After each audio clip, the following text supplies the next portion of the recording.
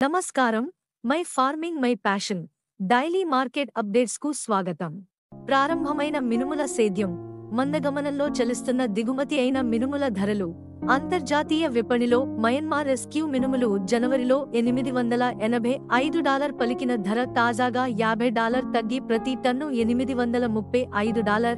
ఎఫ్ఎక్యూ మినుములు జనవరి నుండి ఇప్పటి వరకు $30 నుండి $35 తగ్గి $760 కు పరిమితమైంది.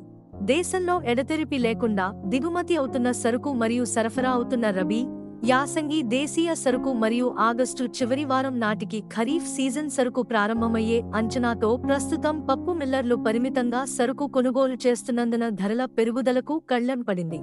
కర్ణాటకలో ప్రస్తుత ఖరీఫ్ సీజన్లో మినుముల సేద్యం 77,000 హెక్టార్ల లక్ష్యం నిర్ధారించగా జూన్ 6 నాటికి సేద్యం గత ఏడాది ఇదే వ్యవధితో పోలిస్తే 12,000 హెక్టార్ల నుండి పెరిగి 28,700 హెక్టార్లలో విస్తరించింది.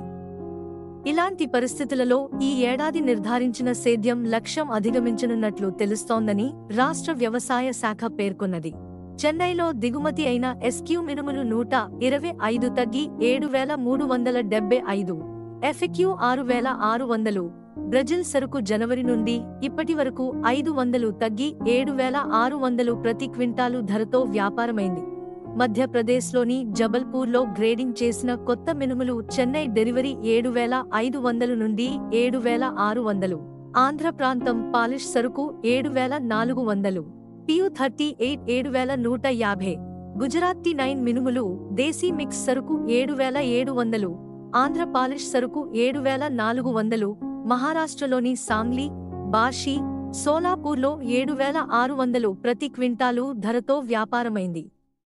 ఆంధ్రప్రదేశ్లోని కృష్ణా, నంద్యాల, ప్రొద్దుటూరు, కడప ప్రాంతాలలో పాలిష్ మినుములు 7,200, అన్ పాలిష్ 6,900. మధ్యప్రదేశ్లోని అన్ని మార్కెట్లలో కలిసి ప్రతిరోజు 25,000 బస్తాల సరుకు రాబడిలో కేవలం జబల్పూర్లో 5,000 బస్తాల సరుకు రాబడిపై 5,800 నుండి 6,700, దమోహ్లో 6,000 నుండి 6,650 ధరతో వ్యాపారమైంది. ఇలాంటి మరిన్ని అప్డేట్స్ కోసం వాచ్ చేస్తూనే ఉండండి టీవీ7.